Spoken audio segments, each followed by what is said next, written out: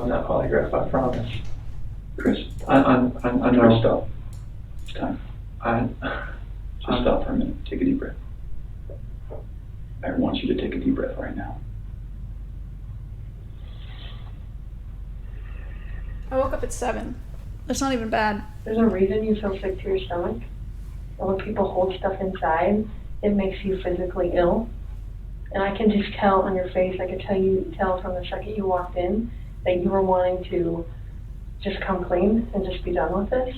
This is a technique known as thought social they were exchange, an interpersonal persuasion strategy in which the interrogator provides the suspect with a psychological reward in return for the information they need. In this case, she's trying to convince Chris that the alleviation of mental weight is a worthy trade for a confession. She does this in a manner that protects his self-esteem by giving him appreciative reinforcements. And I appreciate that because you knew sitting down in that chair that you weren't going to pass today.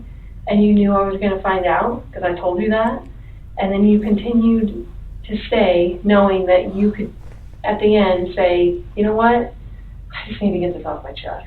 Everything that I've told you, I did not lie on this polygraph. I don't know how much I could tell you right now, like, I did not. It's not even an option right now because you did not pass the polygraph, so I know you were being deceptive. So that's not even an issue right now. The issue right now is what happened to Shanann, Bella, and Celeste.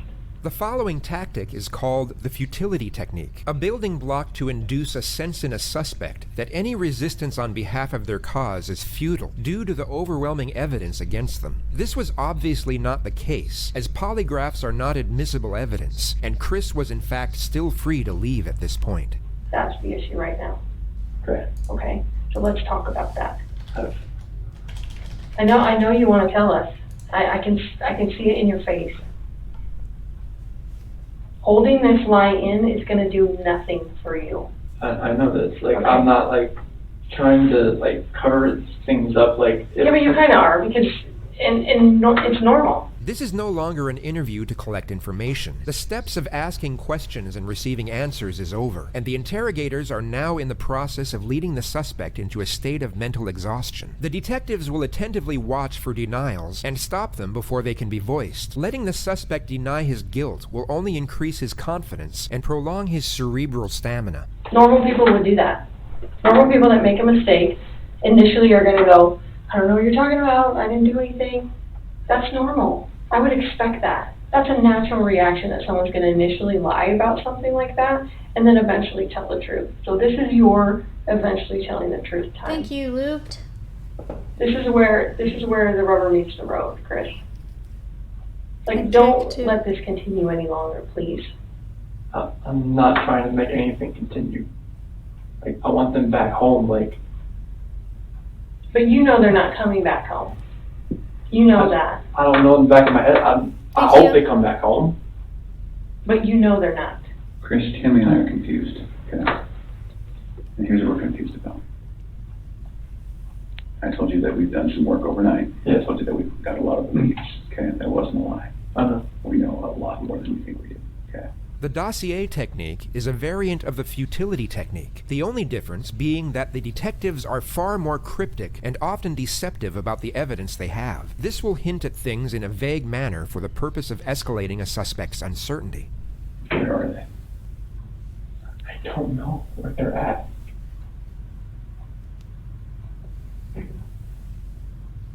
Honestly, I do not know where they are at.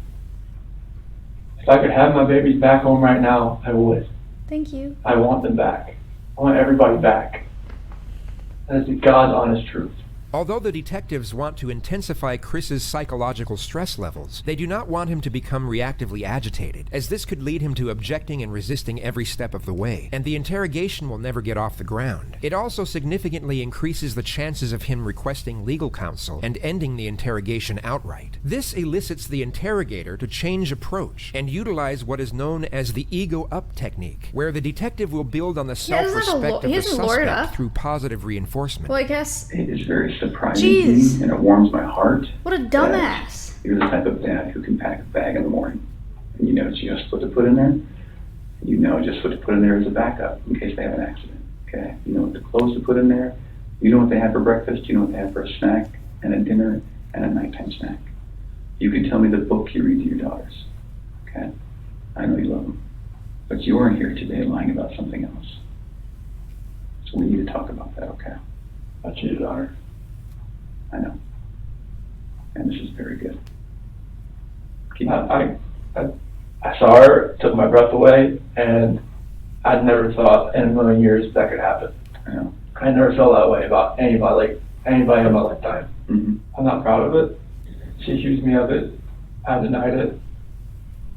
I cheated on her, and I feel horrible for it. Like, she was pregnant, and it was, I don't want to, I didn't hurt her. You're doing a good job. This is the Chris that I knew would come out today. The This is the Chris. Chris who tells the truth, because you're a truth teller. I don't think this girl did anything to hurt anybody. When you leave her out of it, Okay. get back to your wife and your daughters. Okay. Where are they? That I do not know. That was what I was holding back. Like, I didn't know, like, what I did. I know. Chris, in the interview today, you weren't asked about infidelity. You were asked about, I was holding back from last night. that's When not you why talk- you failed today. That's not how that works. Here's the challenge that we have. We knew about Nikki, and so we didn't need to ask you about her in the polygraph. We just didn't need to, because we knew, okay? And so that's why we didn't ask you, because we already knew the answer, okay? We're very, very worried about your daughters and your wife. I am too. This should have been the happiest time of your marriage, okay? Thanks, You mentioned Ravinator. This should have been the happiest time. She's making a little money, she's making good money. You're making great money, you both have a job.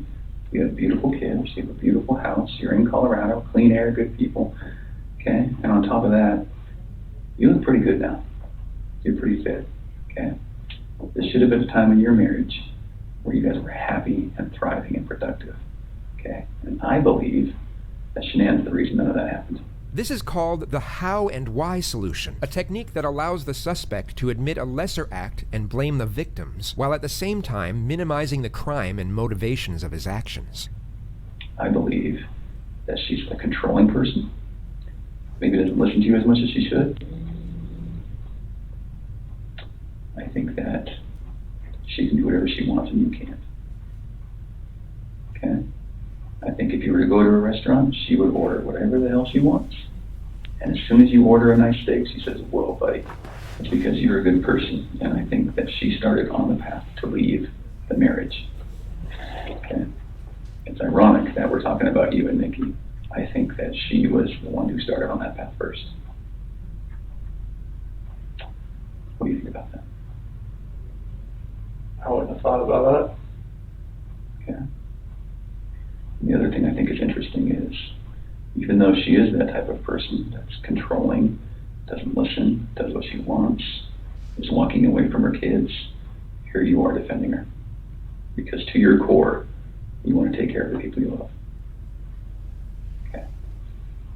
And that's the reason why we want to give you an opportunity today to just help us find them. Okay. Chris, right now your dad's outside. He flew across the country to help you. Okay. You're lying to him.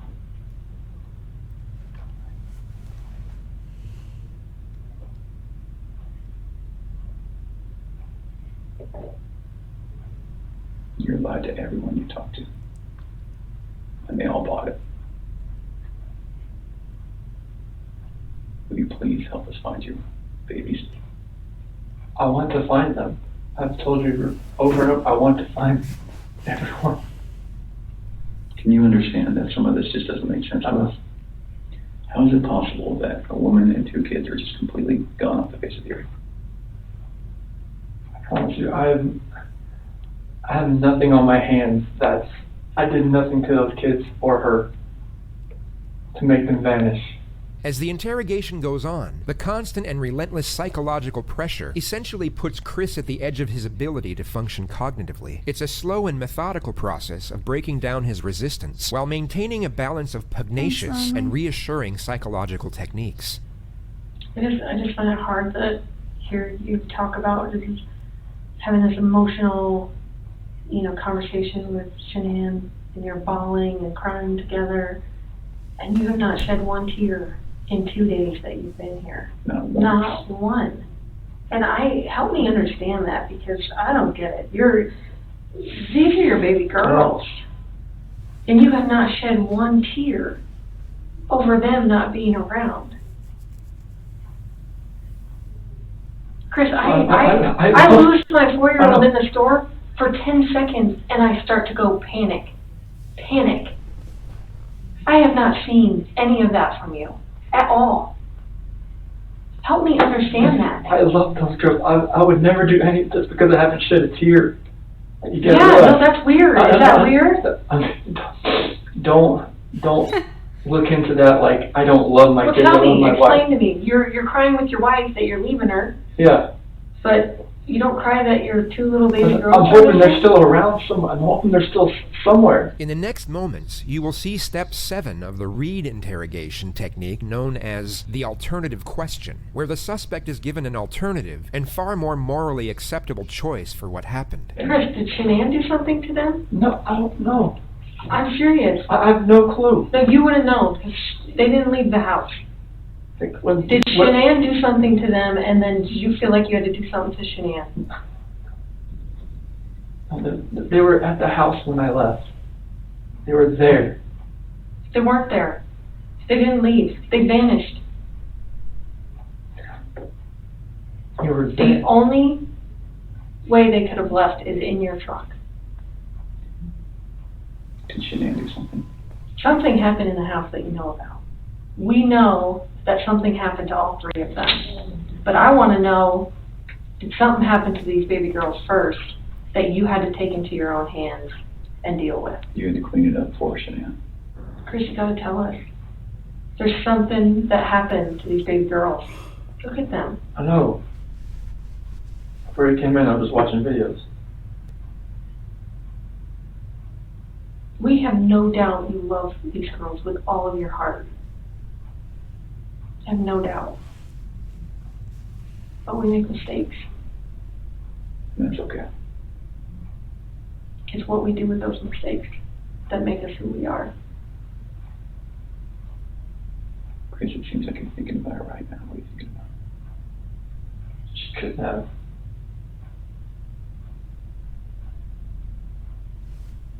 I feel like you cleaned up for her. I feel like that's the type of guy that you are.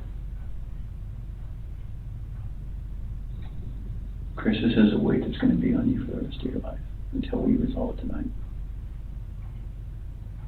Unless we can talk about this more tonight, it's going to follow you forever. I promise you, when you start talking to us, you will feel better. Chris, we're giving you a lifeline right now. You need to take it. You need to reach out and take it. Chris, you took them out of the house with their blankets and their animals. And that's because you cared. That's what a caring dad does. And you either cleaned up after Shanann or you made the mistake. And I mean, I want to believe that maybe Shanann did it and you felt compelled to fix this so Shanann didn't look bad. That's what I want to believe. But I don't know, you're not telling me that, so it makes me think the worst. Like, did you I did not do anything. all 3 of them? I did Like, not do anything with these kids. Not do anything. what did Shanann do to them? Tell us, Chris. Chicks are crazy. Can I talk to my dad or something? Absolutely. Come. Do you want to bring him in here? No, I just can't talk to my dad. Like, he flew across the country. Hey, Chris, I can't. how about this? If we brought your dad in here, would you please tell him what happened? And you need to realize that your dad is not going to stop loving you What no matter happened? what you tell him. What did it say? You are his child. And he will not stop loving you. There. Ever. And this is not the last chapter in anyone's story. At all. It said chicks are crazy. Hey, Chris, we're going to let you have however much time you need, okay? Sure. You gonna leave us in there or no? Yes. Okay. Tell us how long anything, or? And this, polygraph failed it. Yeah, because there's Too much emotions. It's, Anything else you wanna tell me, what's going on, or what happened, or anything, anything about? When we had that conversation that morning, it was emotional, it was, told her about separation and everything like that. Mm-hmm.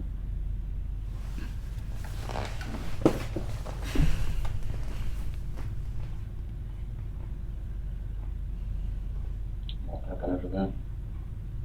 I mean, I went downstairs.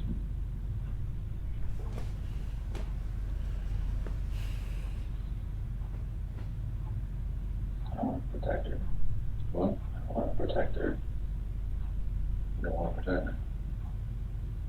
I don't know what else to say.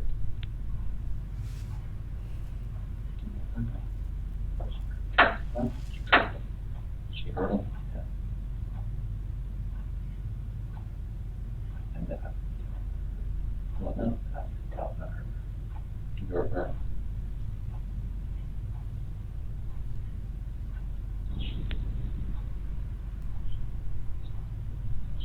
One, She smelled it?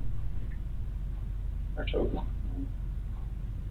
I didn't hear anything. When I was downstairs, I came back up. They were gone. Talking to her about separation and everything, about, And she lost it. I don't know, like, what else to say, like, I freaked out.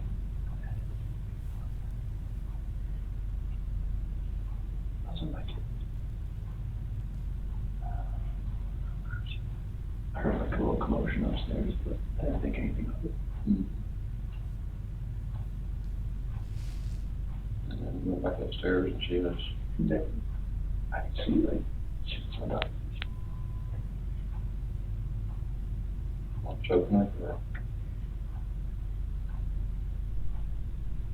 Did she kill him? They're blue. You know what sucks about this is like She choked her. Ow. I freaked out. the dad learning later what actually happened and knowing this is the last like free interaction he had with his son. Like thinking about your son lying to you like that after doing what he did, fuck.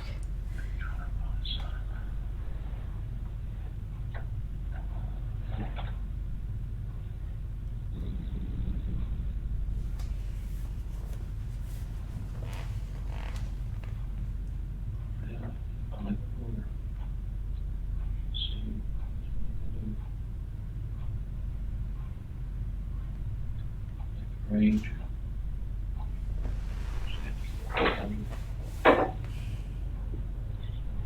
What's that? Less than 10 seconds after the mention of the word lawyer, the detectives re-enter the room and immediately reinforce Chris with non-verbal empathic communication. They immediately divert Chris's attention from the well-informed advice of his father to their own appreciative reception of his contemporary admittance. Chris, help us work through this with you, okay?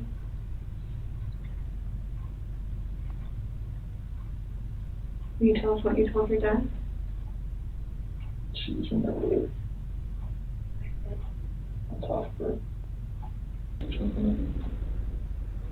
Freaked out. I ran in there and got on top of her. What'd you do? Blue. Those are my babies. Those are my kids. What happened? In there. Was she in? Although not the full avowal they are pursuing, Chris has still confessed partly to the crimes, and they now have one foot in the door. He is no longer free to leave. The interrogation now returns to a non-suggestive process, where the detectives will collect further information, where they will not contaminate with excessive or direct input. Nothing. I have no idea what's going on. I'm shaking. Both my kids are blue and they're gone. Feel horrible for what I did. You know what to do. Yeah, I know. I think the hard part. How much he chose for that. I think he's mad and cold. At that first location I went to that day. I don't know what to do. I know. I didn't know what to fucking do. Like, none of this makes sense. Why would she hurt my fucking girls? I'm sorry. I know. I know you are. I know you came in today to do the right thing. Where'd you put them? Put them out there. In the truck. Did Shanann fight back at all? When you did that? The rage that I had after seeing that night. Not much. I didn't know what else to do. I know, so tell me what you did. I know, I didn't know what else to do. I was so scared. I know. It's like, no, I just did this, and I just did that. What do I do? Right. You were in a tough spot. I think, what can you do, right? I think your body just kind of takes over and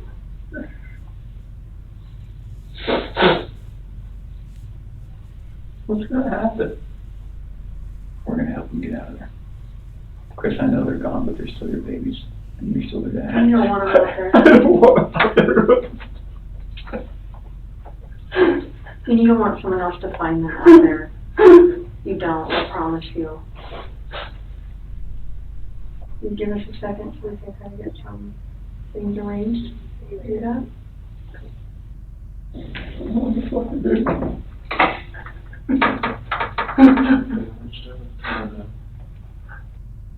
This is just fucking horrible. I've always said she was an unstable person, but I never thought that in a million years that could happen. Why does this happen to me? Why does this happen to those two little girls?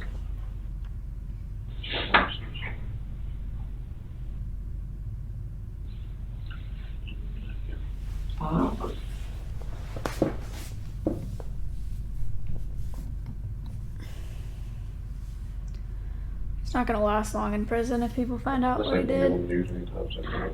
No, not tonight.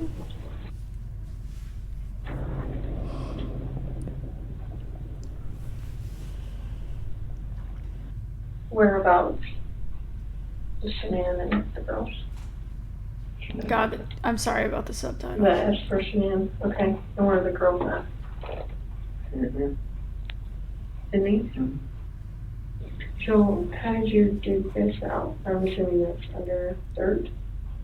How did you take that? So it sounds like, it feels like to me, now we know pretty well how to go get them. Is there anything else we need to know? Turn them off. Someone in chat said that they were deaf. I don't know if they were being serious, but I'm gonna leave them on. What do you think of that, Chris? Let my family down. Let my dad down, let my mom, sister, nephew, nieces, friends, co-workers.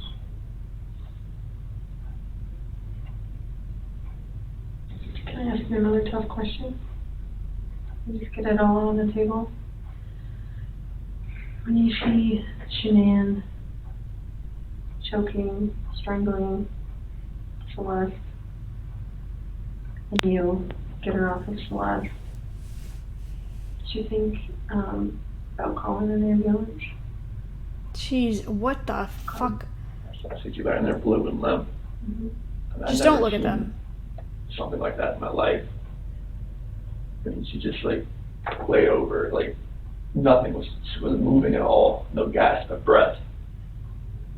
She was totally just blue. After the baseline information of Chris's version of events is gathered, he is now locked into an alibi and timeline of affairs that forensics will subsequently examine and dissect in ways so they can use it against him. The tone of the interrogation then reverts back from information gathering to a confrontational nature. So Chris, doing this job for a long time. I know.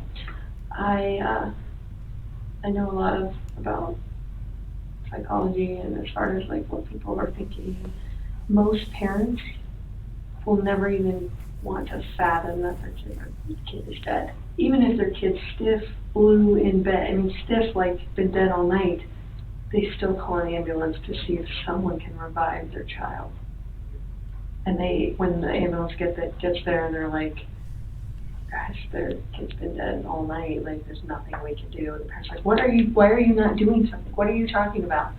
So that's what we're used to, so that's why I want you to explain to me, like, what was going on in your head and. The rage I felt for what she did, it just took over. I would hate for Shanann to get a bad rap if she didn't have anything to do with it. You know, it's not fair. I know. It's not fair. There is no technical term for this approach, yet it's a clear attempt by the detective to wrong. I interconnect to think the it's just wrong, suspect's sense of Chad. morality, which is No, always never under mind, the he's assumption stupid. that they have any. Enough bad stuff has happened. Like, we need to stop the bad stuff from happening. So, you want to tell us the truth? That is true. So you're good with the public knowing that Shanann killed her daughters? I did not hurt these girls. Are you okay with the public knowing that Shanann? Yes, because I did not hurt these girls. Chris, I'm not sure I believe you. Are you sure Shanann didn't catch you in? No, my God, no. Don't get mad, but what it looks like is that you found a new life, and the only way to get that new life was to get rid of the old life. And I think that you killed these girls before their mom came home, and then killed Shanann.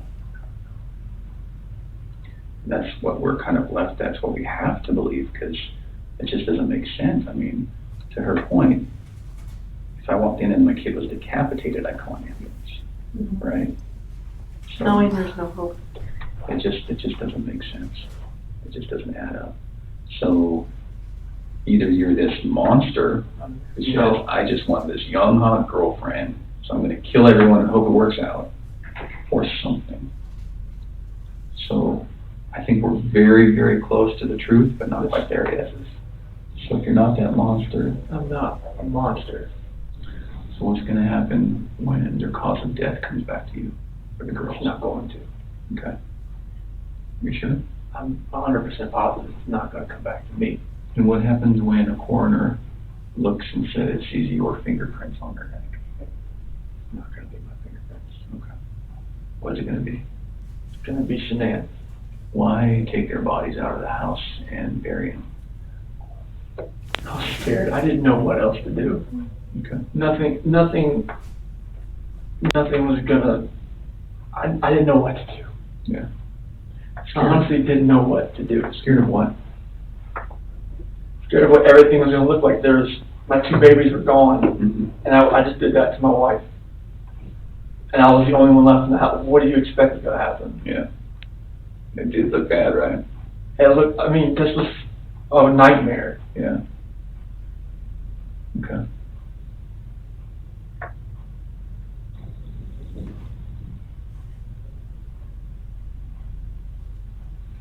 Yesterday when you were talking, and again, this is before we kind of got to this moment today, you mentioned that we were talking, you said, I don't know where they are, and then you said something along the lines of, whatever happened to them, this act of pure evil. What does that mean? It's the evil that I saw when I walked behind Shanann and she was on top of CC. And then I felt evil for what I did to Shanann.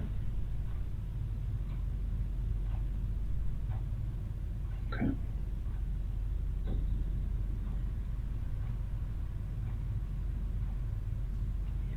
So after we look at their bodies, we're gonna have a lot more questions. Things are gonna be different then, but if you're willing, we'd love to talk to you then too. Now that we know what we know, we're going to, I need to check that you don't have any weapons on you or anything like that. Do you have any weapons on you? Okay. We'll do that. We'll go to the bathroom. I'm not gonna go in the stall with you, but I'm gonna go with you. And then we'll come right back here and we'll make a decision about how the rest of the night goes. All right, so you might stand it up so I can check it.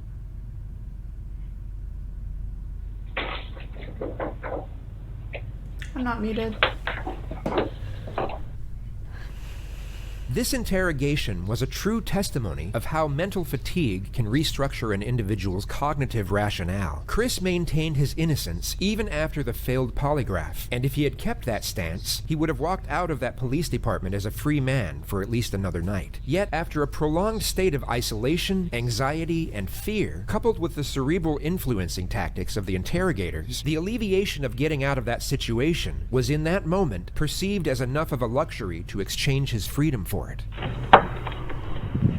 Chris, go and stand up for me. I'm going to have you face that wall. Lift up your hands.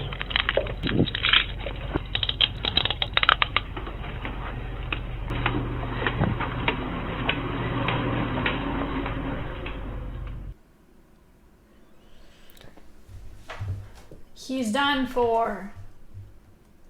Nintendo was shot by Skell. Get